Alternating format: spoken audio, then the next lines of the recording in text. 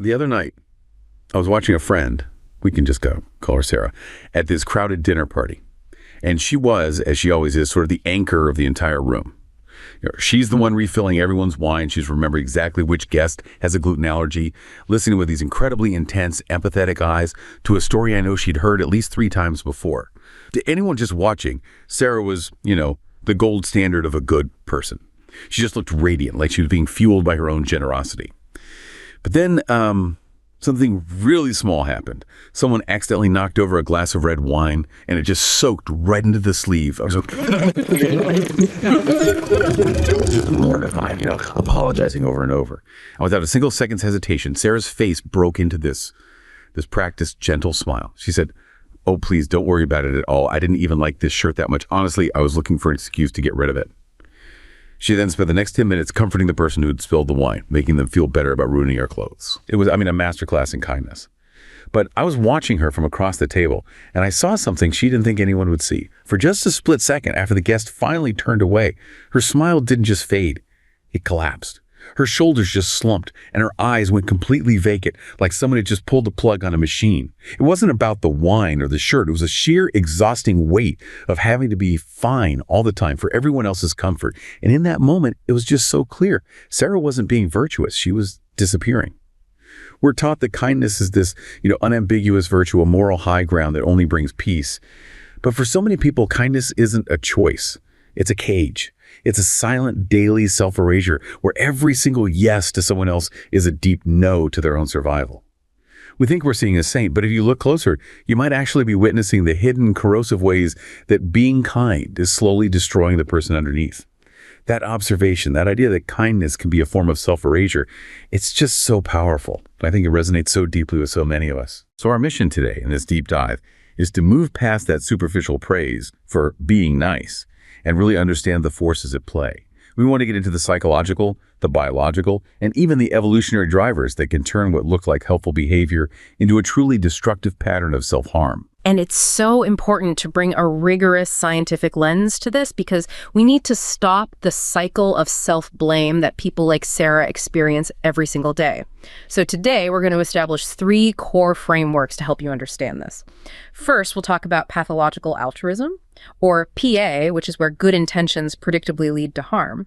Second, we're going to connect that pattern to something called the Fawn Response, which is a really deep, often hidden trauma survival strategy. And then finally, we'll look at the big picture, the context of evolutionary mismatch, which explains why our modern world almost sets up this personality type for chronic suffering. Okay, let's unpack that first one then, pathological altruism. It sounds like a complete contradiction. Altruism is supposed to be good, period.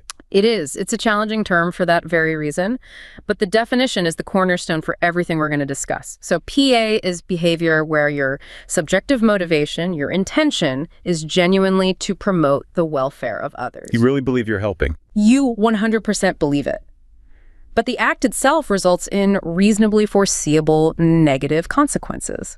It causes harm. Okay, reasonably foreseeable feels like the key phrase there. It's everything. The harm has to be something that an external, objective observer should have been able to anticipate. So, if I'm trying to help a friend paint their house, and I accidentally trip and spill a can of paint on their brand new carpet, that's not it. No, that's just an unfortunate accident. It's a bad outcome, but it wasn't an inherently foreseeable result of you trying to paint a wall. So where's the line? The line is crossed when your well-intentioned actions actually perpetuate the very suffering or dysfunction you're trying to fix. So let's take a common example. If you keep giving money to a loved one who you know has a gambling addiction and you know they're going to use that money to gamble. Your intention is good. You want to relieve their immediate financial stress. Exactly. Your intention feels benevolent, compassionate, but the foreseeable result is that you are enabling their self-destructive behavior. That makes your subjectively pro-social act objectively antisocial. Wow. That completely shifts the focus from your intention to the actual outcome. That must be incredibly difficult for people who are trapped in that cycle to see. It is. And that harm, it can be directed anywhere. It can harm the altruists themselves, like your friend Sarah burning herself out. It can harm the target, like the addict you're enabling. or it can even harm others beyond that immediate relationship. The damage just ripples out. It does. And to understand why people keep doing it, even when the negative results are piling up, we have to look at the mechanism behind it, which is something called altruism bias. It's basically a profound form of cognitive blindness. So our brains are actively working against us here. In a way, yes. We have to run our good intentions through what some researchers call the sieve of rational analysis. And people prone to PA, they just tend to skip that step entirely. It sounds like we prioritize the good feeling of intending to help over the much harder work of assessing the actual long-term impact of our actions. That's precisely it. The emotional basis of good intentions can be incredibly misleading.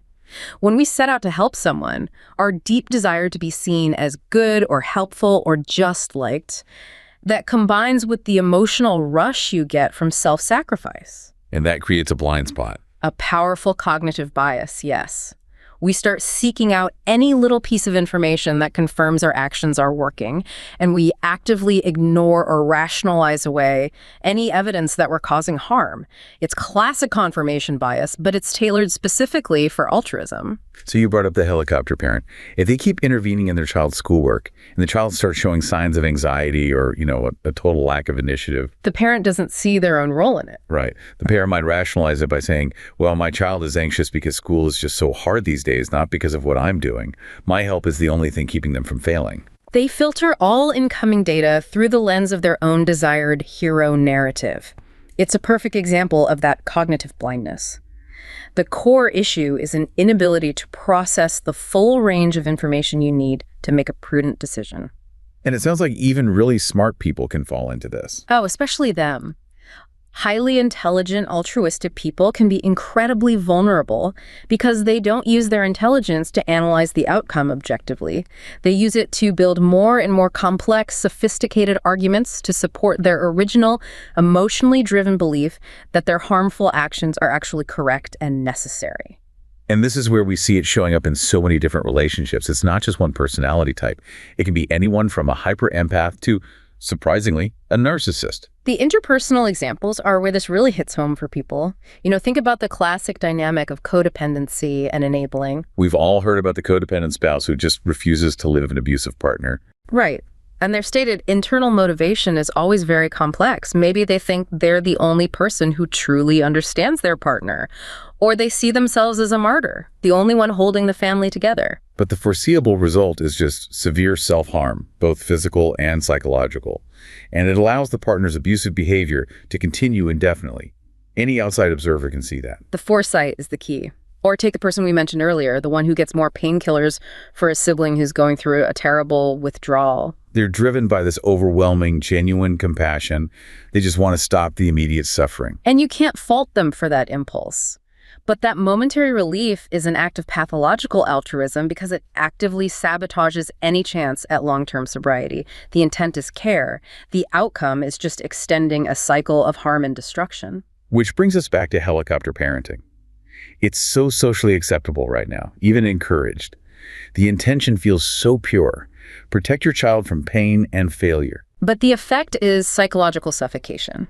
It completely destroys the child's self-efficacy.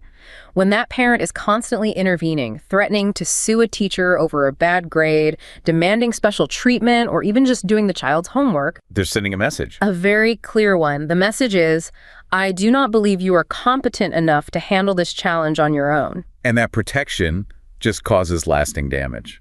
The child never develops resilience. They can't cope with natural, normal failure. They grow up believing their worth is totally dependent on this external perfection that their parent is responsible for creating for them. Yes. The kindness that was intended to save them actually ends up crippling them.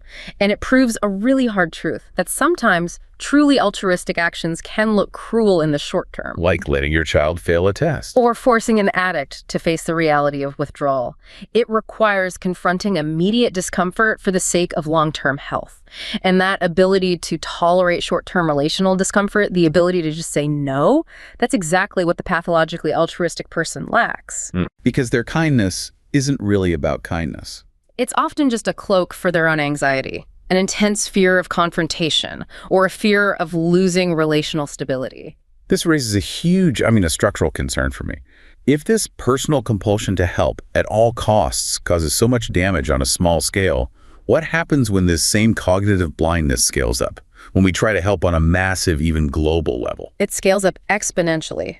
And the harm is amplified dramatically because the accountability structures just disappear. So the public really needs to understand this, that these massive, subjectively altruistic efforts, even with the highest moral goals, can have these huge negative, unintended consequences. And it becomes almost impossible to criticize them. If you question a program designed to save people, you're not seen as a rational critic, you're seen as a morally corrupt person. It's like scientific scrutiny just gets thrown out the window in fields that are all about helping, because the programs align with our common sense ideas of what should be an obvious benefit. A perfect example of this is a program called Critical Incident Stress Debriefing, or CISD. Okay, what was that? So after a major trauma, a natural disaster, a shooting, common sense tells you, we have to talk about the trauma immediately to process it. So CISD became this mandatory, widely used, and very costly program designed to mitigate PTSD. Sounds logical. You get people talking right away. It sounds perfectly logical, but later scientific scrutiny showed that it didn't just fail to help. In some cases, it actually made the stress and the trauma worse. How is that possible? Because the intervention forced people who are naturally using other healthy coping mechanisms, like, say, emotional suppression for a short time or just distraction, it forced them to immediately relive the trauma, which just overwhelmed their nervous systems. So this subjective, altruistic feeling of we must intervene right now to help completely trumped the objective data. It did. The data was slow to come in, but when it did, it was definitive. And this pattern repeats on a global scale, especially when you look at foreign aid, which is one of the most glaring examples of large-scale pathological altruism. The numbers are just staggering. They are. Over the last 50 years, the global community has provided over $2 trillion in aid to Africa alone. Now, the intent, driven by genuine altruism from Western donors, is not in question. They want to promote welfare and stability. But the results? Economists have documented that this aid has, in many areas, measurably worsened outcomes. It fosters a crippling dependency, it creates perverse incentives for governments, it increases corruption, and in some cases, it directly destabilizes local economies. That's just a shocking indictment of good intentions. Why does that happen? What's the core blindness that allows trillions of dollars of goodwill to actively cause harm? It often comes down to what's described as narcissistic paternalism. Narcissistic paternalism, what is that? It's the donor's subjective need to feel like a benevolent moral savior. That feeling overrides any objective data or, crucially, local knowledge. So the donor gets the immediate emotional payoff, the I'm a good person feeling. Exactly. They get that affirmation of their own goodness, while the long-term, complex, negative consequences are completely outsourced to the people they're supposedly helping.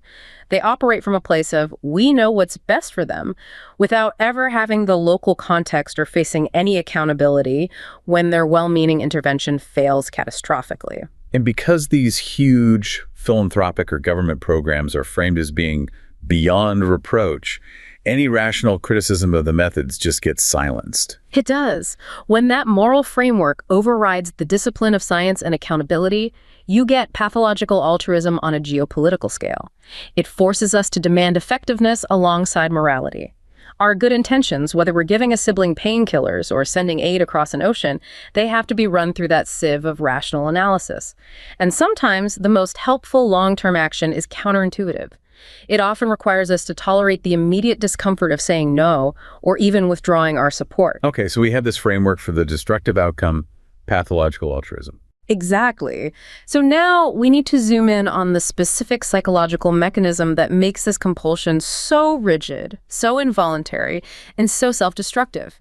And that brings us to the Fawn Response. The Fawn Response. This is where pathological altruism stops being a choice and becomes an embedded biological survival strategy. Right. Fawning is usually the one that gets left out. We all know about fight, flight, and freeze. But fawning, for many people listening, this might just sound like people-pleasing, but it sounds like it's much, much deeper than that. It's profoundly deeper. The term was coined by a therapist named Pete Walker, and he describes fawning as this trauma-driven pattern of please and appease. Please and appease. It's designed specifically to diffuse a relational or a social threat. It's what you do when fighting, fleeing, or freezing just aren't viable options. Which would be common in what kind of situation? It's extremely common in environments of prolonged relational trauma. Think about childhood abuse, where your caregiver is also the source of your danger, or institutional abuse. You can't fight them, and you can't run away. So the child, or the dependent person, they realize they can't escape the threat. So the only path to survival is to make the threat happy, to become completely essential and non-confrontational. Precisely. The individual learns to consistently abandon their own needs, their preferences, their rights, their boundaries, all of it, to serve the needs of others. They internalize this unconscious belief that forfeiting their own self is the literal price of admission to any relationship. So the constant accommodating isn't a choice. Not at all. It's an instinctive, automatic attempt to maintain a connection with people who are paradoxically the source of profound unsafety. That is exactly the automatic, self-erasing response we saw in your friend Sarah with the spilled wine. Sure. She wasn't genuinely thinking, oh, I don't care about this shirt. She was instinctively moving to diffuse the relational threat of awkwardness or blame or conflict. Yes. She was prioritizing the other person's comfort to guarantee her own continued safety and acceptance within the group. It's a biologically embedded survival strategy. So what starts as protection just becomes this deeply ingrained, involuntary personality pattern. That's the tragedy of it. Survivors often confuse this trauma response with their authentic identity. They genuinely believe they're just loyal or helpful or easygoing, totally unaware that their compulsion is just their trauma playing out in slow motion. Let's get into the nervous system perspective on this, because the polyvagal theory offers such a powerful explanation for the physical toll this takes. How does the nervous system actually force this behavior? Well, the polyvagal theory helps us understand that our nervous system is fundamentally wired for two things: social connection and survival. For someone with a Fawn response, their early environment was one where their needs for safety were met really inconsistently. So their system became hypersensitive. Exactly. Hypersensitive to any hint of rejection or judgment or social isolation. Even the smallest social cue that you or I might miss can trigger their biological defense systems. And that hypersensitivity keeps them locked in a state of chronic stress. That's right. Because people-pleasing is driven by that deep, primal need for approval, it keeps the sympathetic nervous system, our fight-or-flight response, chronically activated. The person is in a constant state of low-grade alarm. They're hypervigilant. Constantly scanning the environment for the next social threat, the next request they have to meet, the next sign of disapproval. And internally, that feels like a racing mind, maybe a fast heartbeat or shallow breathing. When you're just anticipating a difficult conversation, you're always ready to jump and appease. Yes. You're mentally exhausting yourself trying to manage everyone else's emotions and expectations.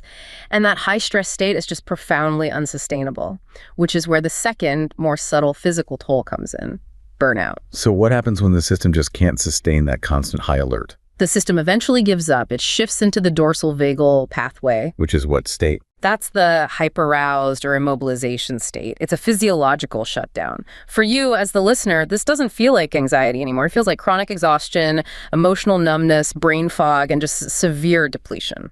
So the body and mind are shutting down internally to survive the external pressure. They literally disassociate or become depleted. This is that deep, unrelenting fatigue of burnout.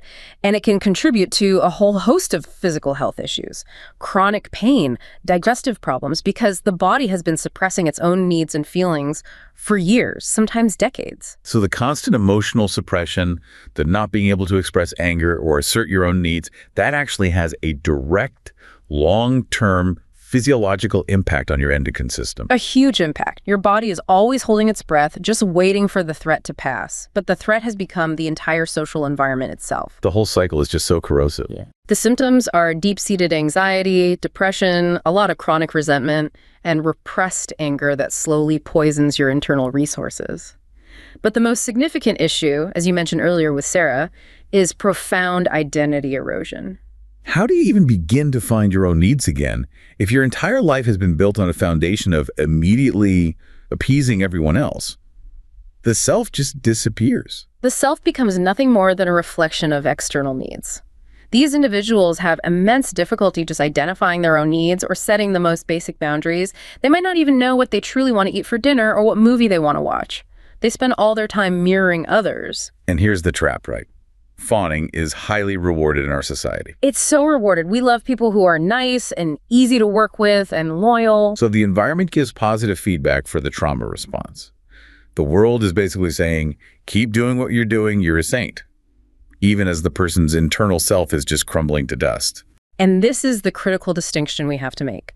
Kindness is a virtue. But when it is compulsively used to manage deep-seated fear, it stops being a choice. It becomes a survival tool. That's why they might feel uncomfortable when they're praised. Yes, survivors often feel this deep discomfort when they're praised for being so accommodating because they know deep down that the behavior wasn't genuine. It was rehearsed. It was born from an environment where having your own needs or saying no led to abandonment or punishment. And just recognizing that can transform the whole narrative from I am flawed to I learned how to survive. That personal and biological struggle is just so widespread.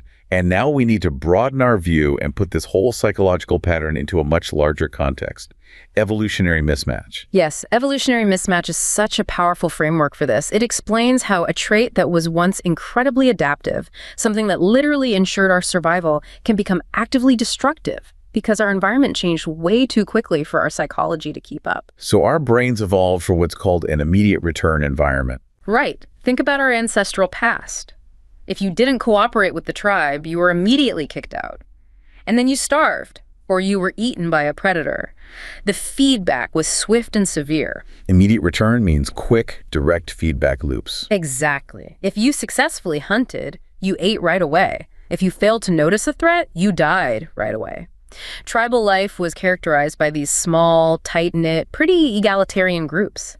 And our psychological mechanisms, our empathy, our cooperation, our altruism were perfectly tuned for that specific environment. So kindness had this measurable, immediate social currency through what's called direct reciprocity. Right. I help you, you help me, and we both see the benefit by sundown. The risk of not cooperating was immediate exile or death. And that system had a check on giving too much away. It had a built-in negative feedback loop. If you gave away too much of your food, your own children would starve, and those genes would be weeded out pretty quickly.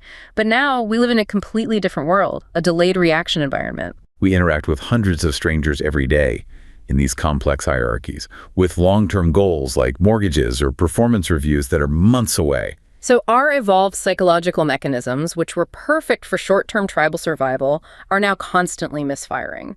The anxiety you feel today isn't about a tiger in the bushes. It's about an email from your boss or the pressure of student loans. Your nervous system doesn't know the difference. It just keeps you in this state of chronic, unresolvable arousal. And this is where the mismatch of tribal altruism becomes so toxic in our complex societies. Yes. Altruism and cooperation evolved to benefit your kin and a very small, known group of people.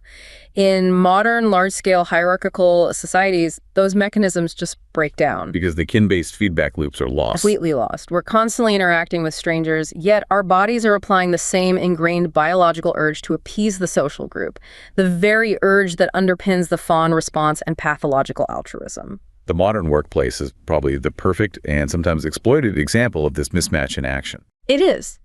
Our inherited cooperative mechanisms are constantly misused.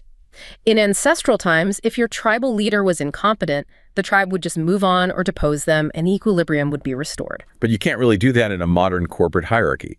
So that tribal impulse to appease authority just manifests pathologically. Think about it. An employee agrees to an impossible deadline. They're not doing it because the task is actually feasible. They're doing it out of a deep, primal fear of relational conflict. The compulsion to be easy to work with. That social reward for fawning. It forces individuals to sacrifice their health, their time, and their own resources just to appease a perceived authority figure who is, for all intents and purposes, a stranger. You can't say no to the boss because your nervous system is reading the boss as the tribal elder whose rejection means exile and death, even though the modern equivalent is just a bad performance review. And because these huge systems lack the immediate accountability of a small tribe, the pathologically altruistic person is set up for guaranteed resource depletion. In the tribe, if you sacrificed for a friend, that friend was physically there to return the favor. In a huge company, your self-sacrifice might get you a small bonus, or it might just be forgotten by the next morning. Exactly. The delayed, dispersed, and abstract nature of modern reciprocity ensures that the giver is almost always operating at a net loss. So the danger of this boundaryless kindness is just dramatically amplified. When our culture encourages universal altruism without ever acknowledging the necessary trade-offs, when being kind is sold as being completely cost-free, it just becomes a perfect instrument for exploitation. Especially for those who are already psychologically hypersensitive. The system demands constant prosocial behavior without providing any reciprocal emotional safety or resource replenishment. And the psychological cost is borne disproportionately by those whose nervous systems read kindness as an absolute necessity for survival. This is the long-term corrosive cost of our tribal cooperation mechanisms misfiring in a vast hierarchical urban world. Okay, so if pathological altruism is this self-destructive compulsion rooted in fear and evolutionary mismatch, what's the alternative? Our final task is to define that alternative. And the data gives us a very clear distinction between PA and this robust beneficial alternative, which is called healthy selfishness, or HS. That term healthy selfishness, that feels like a real challenge to everything we're taught. Society pretty much defines selfishness as being inherently bad, exploitative, or cruel. And we need to reclaim that term. Psychologists and humanistic thinkers like Abraham Maslow have argued for a long time that we need to distinguish between healthy and unhealthy motivations for self-focused behavior. So what is healthy selfishness? It's defined as having a healthy respect for your own health, your own growth, your happiness, and your freedom. And crucially, it correlates very strongly with adaptive psychological functioning and high self-esteem, specifically self-liking. So this is not the classic exploitative selfishness we associate with, say, pathological narcissism or just pure greed. Absolutely not. Healthy selfishness stems from inner riches rather than inner poverty. It means you recognize that you are worthy of your own care and your own resources, which then allows you to give to others freely without resentment or any expectation of return. And what does that look like in practice? People who score high in HS are characterized by a friendly, assertive, interpersonal style. They know how to balance their needs with the needs of others. They set clear, kind, but firm boundaries, and they can advocate for themselves without being aggressive. They know when they need to recharge because their internal system is not perpetually running on fear. The research gives us the clearest contrast here by looking at the motives, right? The idea of fear versus growth. What do the data show about what's driving these two different behaviors? The underlying motives are the absolute psychological separation point. Pathological altruism is overwhelmingly tied to fear and avoidance. Okay. So people high in PA are motivated by these deeply selfish, self-protective concerns, avoiding rejection, avoiding criticism, and gaining external approval just to stabilize their own fragile sense of self-worth. Their helping is purely instrumental. It's a transaction for safety. So they're helping other people to help themselves manage their own anxiety. That's it, precisely. On the other hand, healthy selfishness is tied to growth and intrinsic satisfaction. People high in HS help others for intrinsic reasons. They get genuine pleasure and satisfaction from contributing to another person's growth and well-being. They do it because it aligns with their own internal values and their solid sense of self, not because they're trying to manipulate their environment into giving them safety. And the psychological toll of PA that shows up in the research is just, it's really striking. It confirms how unsustainable this pattern really is. What are the main negative outcomes that are consistently linked to it? The findings are pretty sobering. In the research we looked at, PA was the strongest predictor of clinical depression. It actually had more explanatory power than other concepts related to self-sacrifice. Yeah. So that constant self-erasure and self-betrayal that we saw in your friend Sarah, it leads almost inevitably to severe emotional pathology. And it also links to some darker psychological profiles, specifically the connection between PA and vulnerable narcissism. This feels really powerful and counterintuitive. It is, because most of us associate narcissism with being demanding, not with being giving.